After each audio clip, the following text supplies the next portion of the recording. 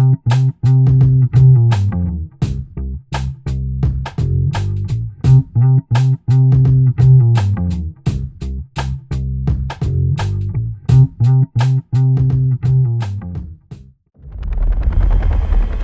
you ever been in a river and you open your eyes? You don't see anything, it's not clear. If you go down too deep, it gets darker. You need someone to stick their arm in the water. You need someone to grab you, pull you up. One of the hardest parts of being a warrior is coming home. I was angry at everybody. They didn't understand what I understood. Now, I wasn't supposed to take my own life. I invested so much of myself into the military that it was hard to let go. I'm doing this documentary right now because I want to see how the guys that I embedded with years ago are doing, how they're really doing.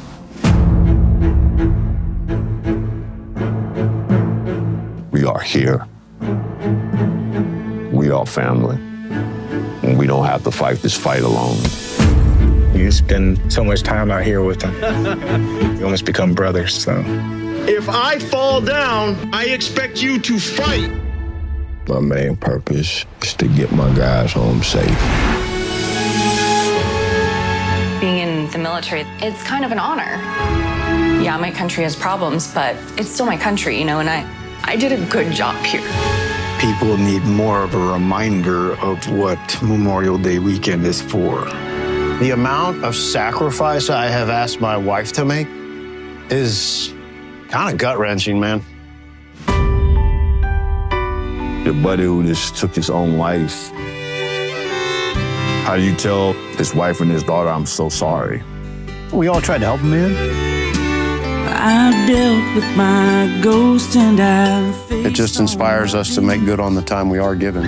If it helps save another soldier's life, to share my experience. Hey, dude, you need to stop putting this facade like John Wayne. You're not, bro. Nobody is. I'm moving on. It's a breath of fresh air to know that people still care. My favorite moment would be now. I'm gonna make the most of that next chapter. I have friends out here that might need me one day. And I want them to know that I'll be right here. Coming home has always been the hardest part of being a warrior. But if we walk beside them, they can make it all the way home. I'm moving on.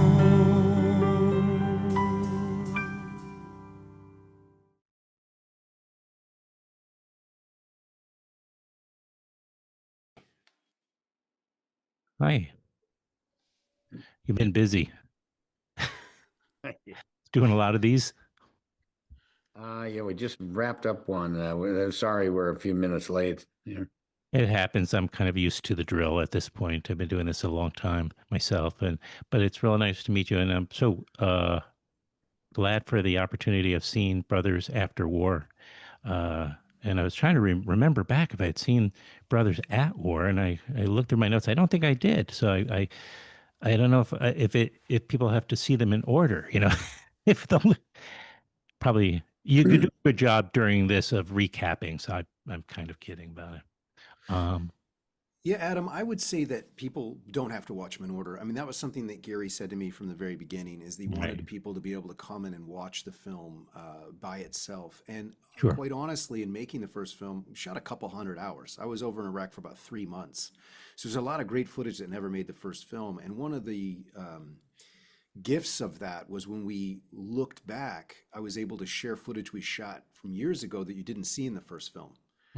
Because it really became a story about who these people are now, and then what in the past could either set that up, or how that how their thoughts about things had changed over time, or maybe their expectations. You know, sometimes that's funny and humorous, but other times it gets us a little deeper into something that we should talk about.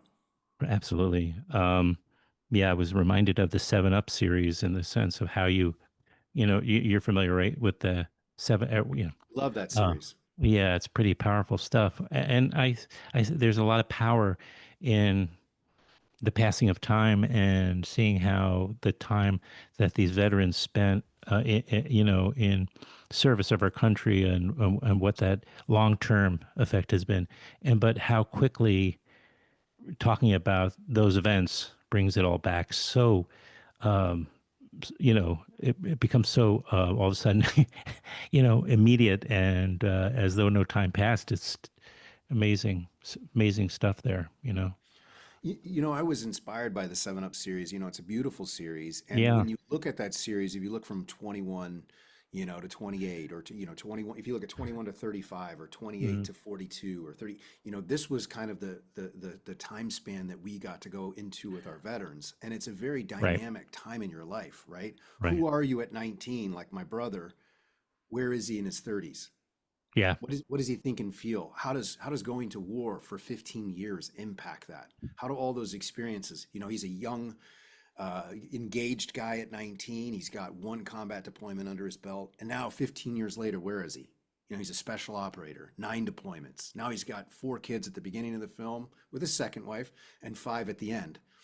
So apparently that relationship's going better, but the point So I'm making usually, is, as usually happens, or hopefully, in those cases, you have that experience, right? You started at least the earlier film, and please correct me if I've got any of the timeline incorrect. I apologize, but in the press notes you refer to it, so I'm not just bringing up your personal life out of nowhere, but that you were coming from a difficult period of time.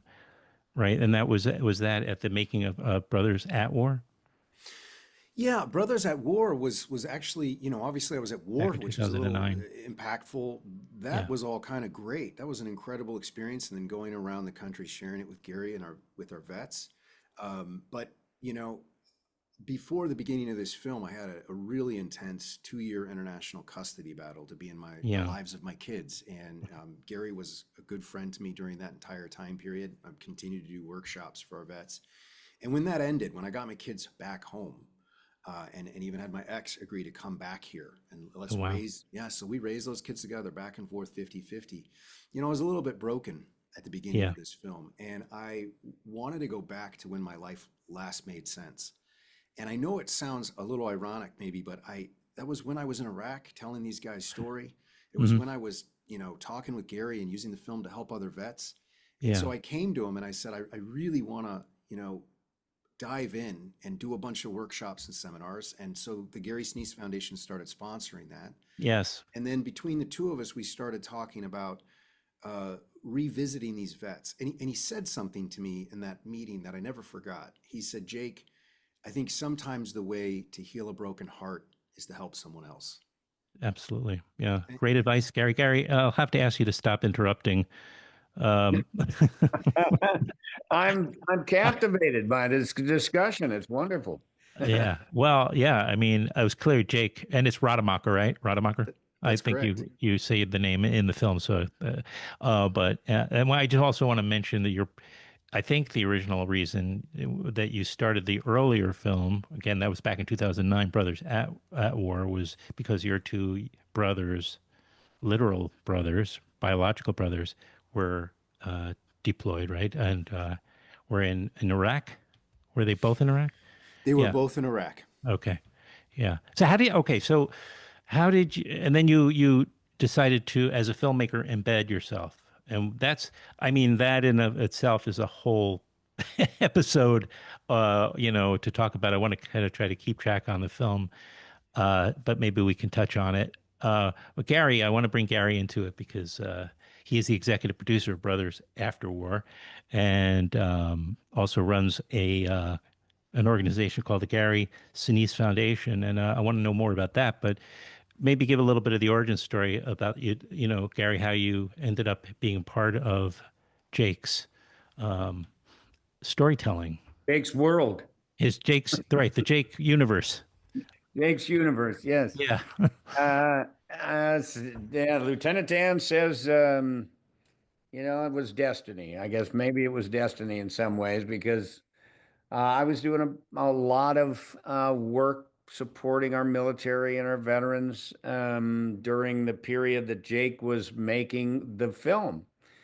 And a mutual buddy of ours introduced us, and he had seen Jake's movie and thought that it would be something that I would appreciate. So um, I asked Jake to bring over the film to. I was shooting a CSI New York on the Right. Studio City lot, CBS Radford, and they have a small little screening room that I was able to get. And Jake brought the film over with his producing partner Norman Powell, and we sat there and we watched the film. And I was very moved by it, very taken by it, and it really, as I've said in a couple of other interviews, at the time, I was trying to use my public platform as a television personality and everything to sort of shine a light on military life. This is what our service members are going through right now when we are at war in Iraq and Afghanistan.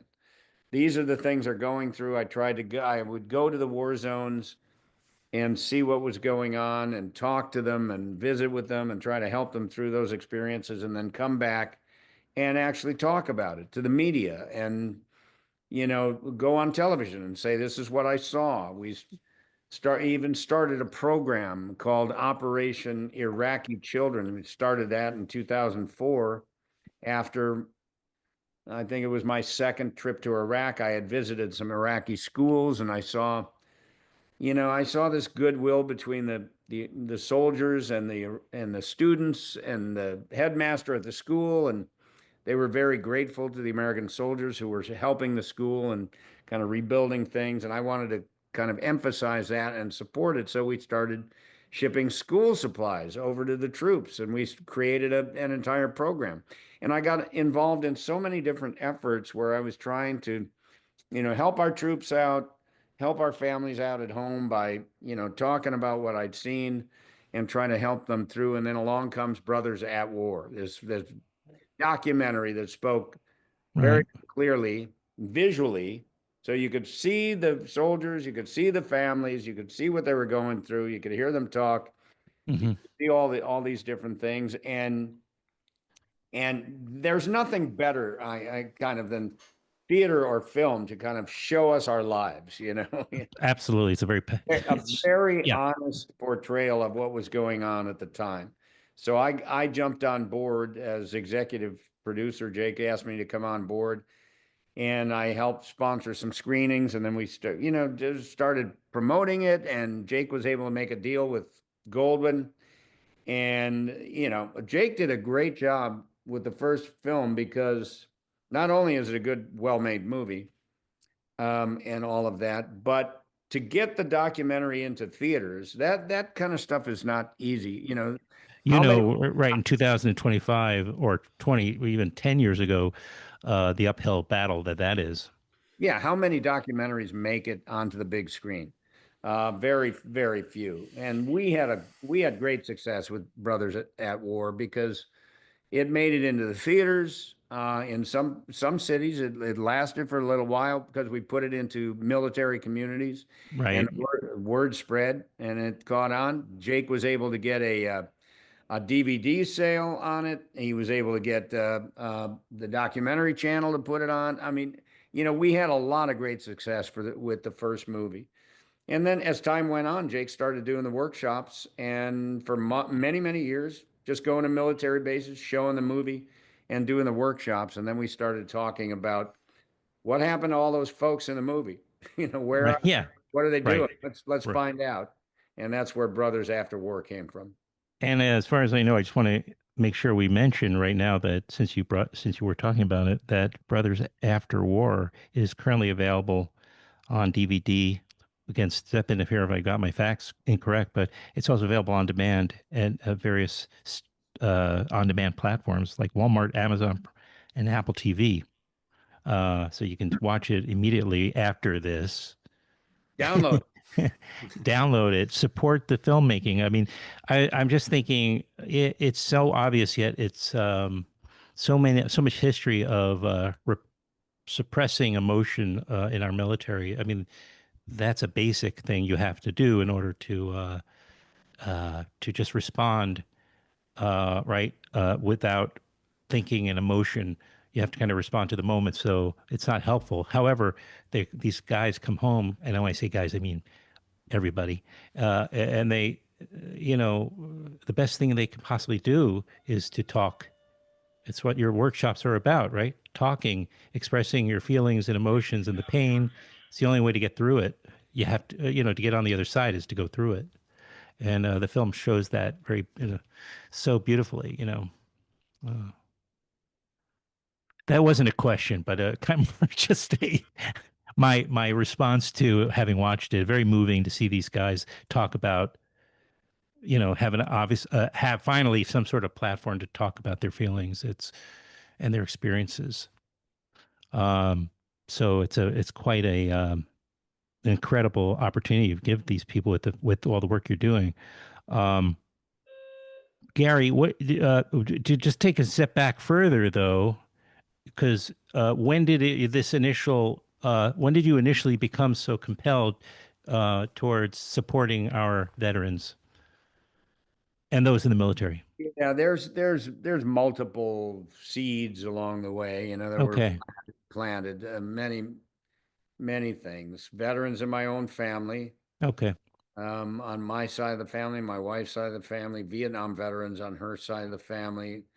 Back in the 80s, I started supporting Vietnam veterans in the Chicago area with some various projects and things that I was doing. I felt a lot of compassion for our Vietnam veterans, having met my wife's brothers and her sister's husband, who was a combat medic.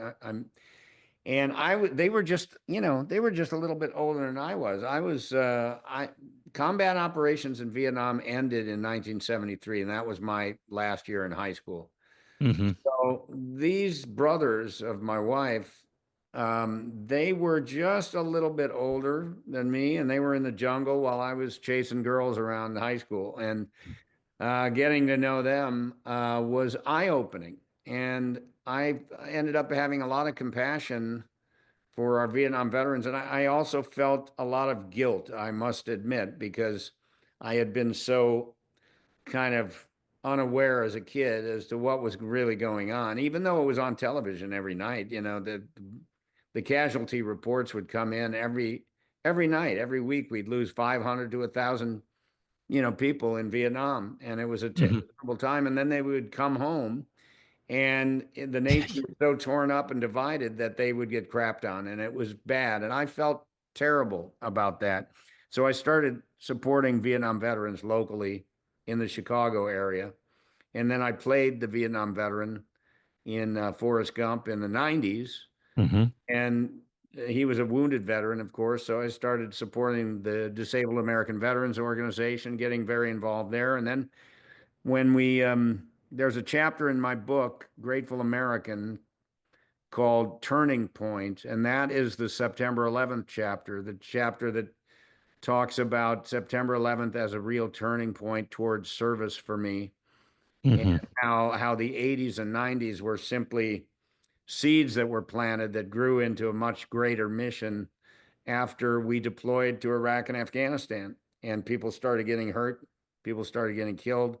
I started going to the war zones in 2003 and kept going and, wanting to help through the USO or whatever and various nonprofits that were out there that I was getting involved with.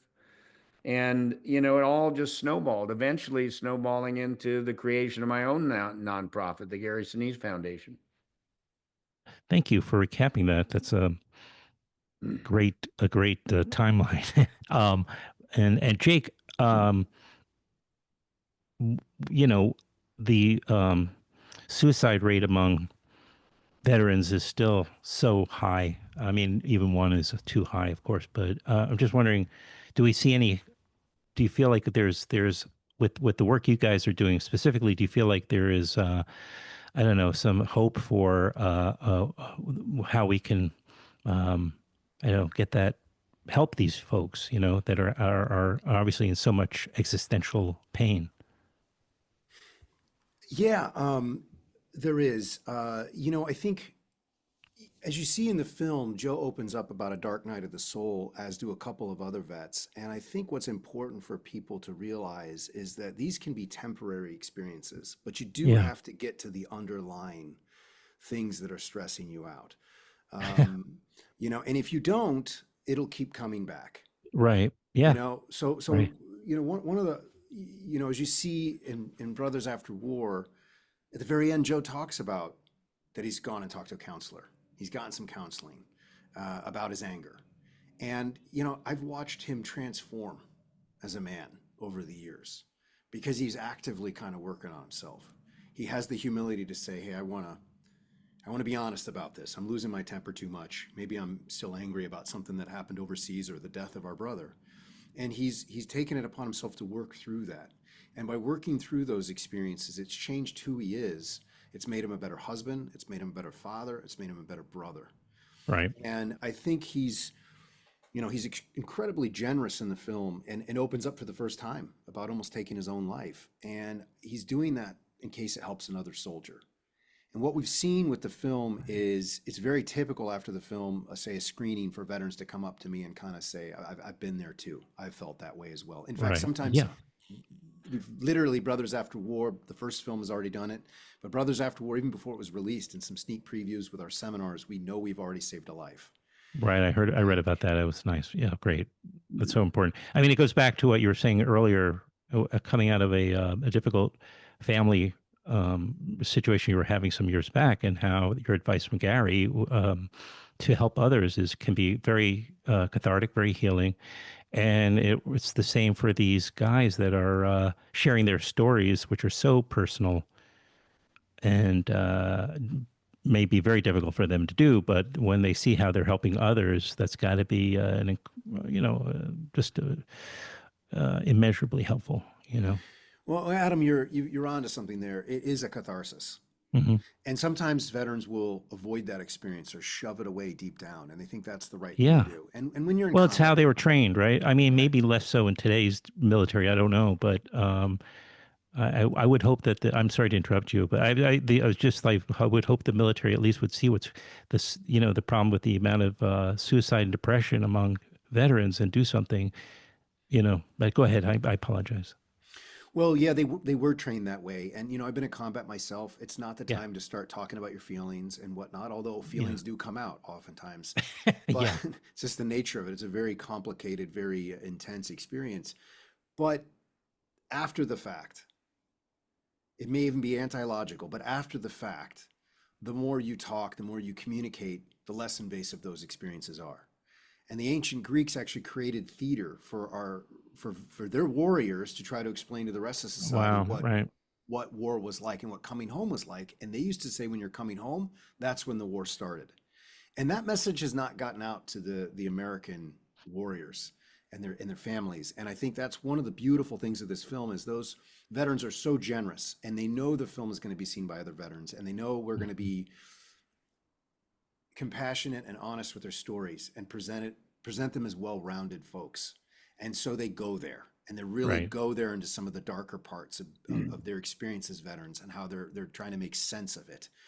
And the point of that all is for our veterans to allow themselves to feel things. We oftentimes say we're going to talk about the F word, feelings, in our seminars, and the veterans go, okay, whoa, what? We're going to do what? And, you got to feel it to heal it.